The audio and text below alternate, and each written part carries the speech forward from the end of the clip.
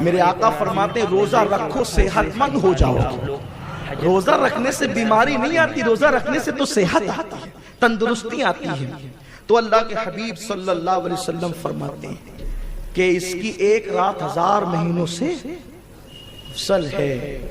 پھر فرمایا اللہ تعالیٰ نے اس مہینے کے روزوں کو فرض، روزے تم پہ فرض، کتب علیکم الصیام کما کتب علی الذین من قبلکم لعلکم تتقون.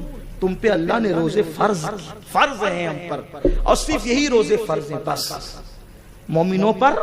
ماہ رمضان کے روزے فرمایا روزے فرض کیے، اور رات کے قیام کو نفل قرار دیا.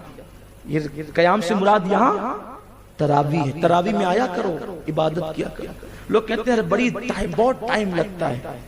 ارے یہاں کھڑے رہو گے نا 20 منٹ، آدھا گھنٹہ، 1 گھنٹہ، انشاءاللہ وہ جو قیامت کا دن 50,000 سال کے برابر ہوگا، اس دن کھڑے رہنے سے بچا لیے جاؤ.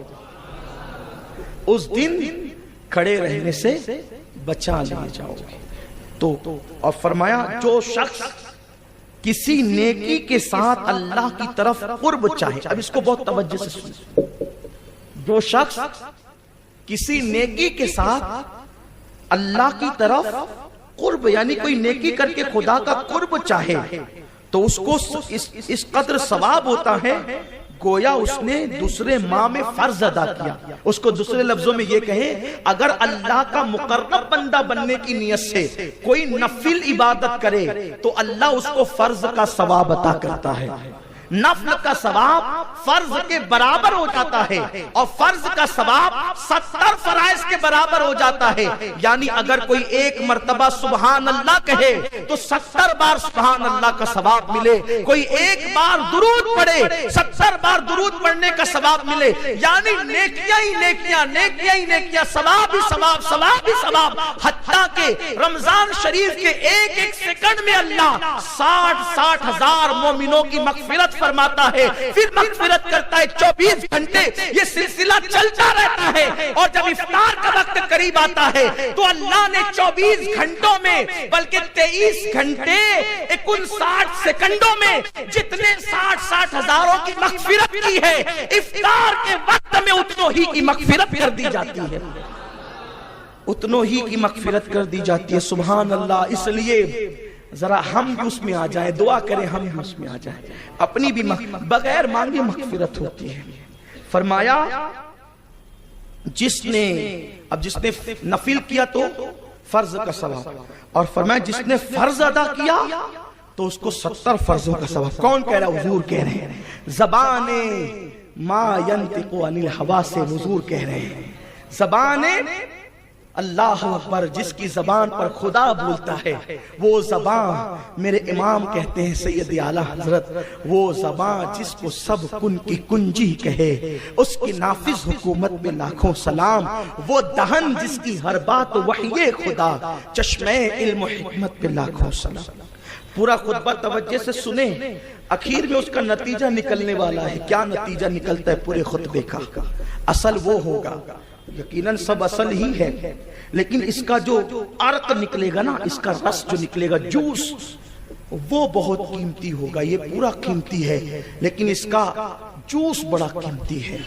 ان لفظوں سے جو جوس نکلے گا پھر انشاءاللہ وہ زندگی بدل دے گا.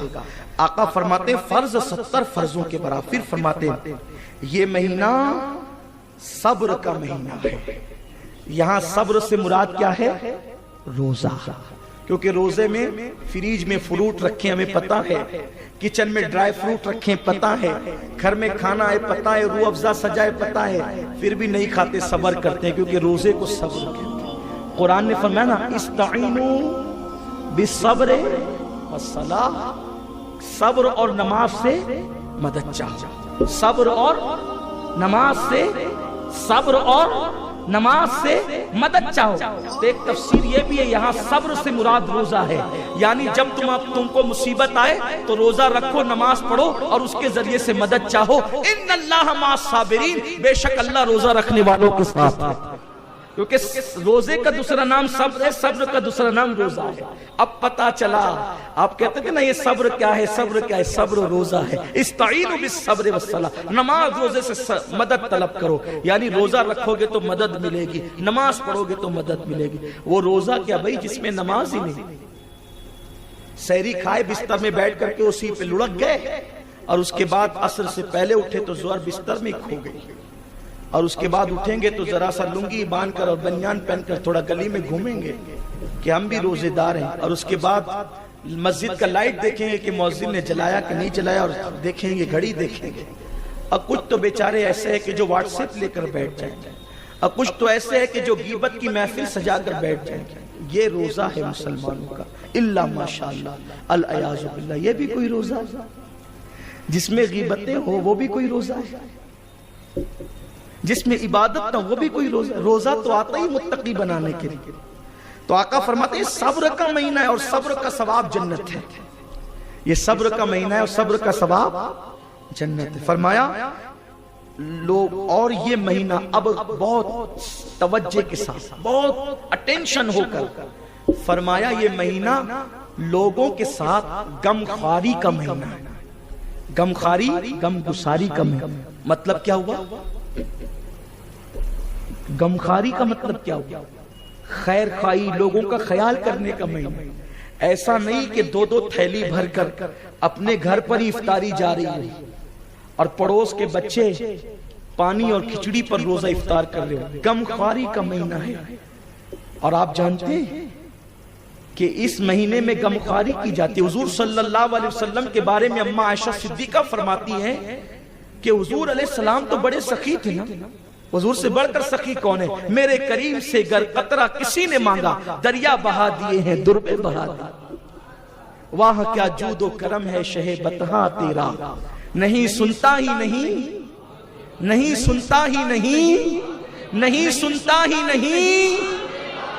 حضور کتنے سخی تھے، لیکن فرماتی ہیں کہ حضور تو بڑے سخی تھے، لوگوں کو میدان جنگل بھر بھر کے بکریاں دیتے تھے عام دنوں میں، لیکن جب رمضان شریف کا مہینہ آتا تو حضور اتنا عطا کرتے، دونوں دونوں ہاتھوں سے لٹاتے، دونوں دونوں ہاتھوں سے لٹاتے۔ حضور کی سخاوت دیکھ کر یوں لگتا جیسے کرم کا دریا جاری ہو گیا۔ غم خواری کا مطلب ایک دوسرے کا خیال رکھو، ایک دوسرے کا خیال رکھو، نمائشی طور پر نہیں، حقیقی طور پر۔ ایک دوسرے کا خیال رکھنے کا مطلب اگر کوئی حاجت مند نظر آئے اس کی حاجت کو پورا کرو، کوئی تکلیف میں نظر آئے اس کی تکلیف کو پورا کرو۔ دوستو السلام علیکم ناظرین، تو امید ہے آپ لوگ کو حضرت امین القادری صاحب کا یہ بیان کافی پسند آیا ہوگا۔ تو آپ سے ایک چھوٹی سی گزارش ہے کہ آپ لوگ ہمارے اس چینل دین اور دنیا کو سبسکرائب کر لیں اور ویڈیو کو لائک کر دیں، تاکہ دوستو آپ لوگ کو اس پرکار کی ویڈیو ہم اپنے چینل پر لاتے رہیں۔ ملتے ہیں کسی اور ویڈیو میں، تب تک کے لیے اللہ حافظ۔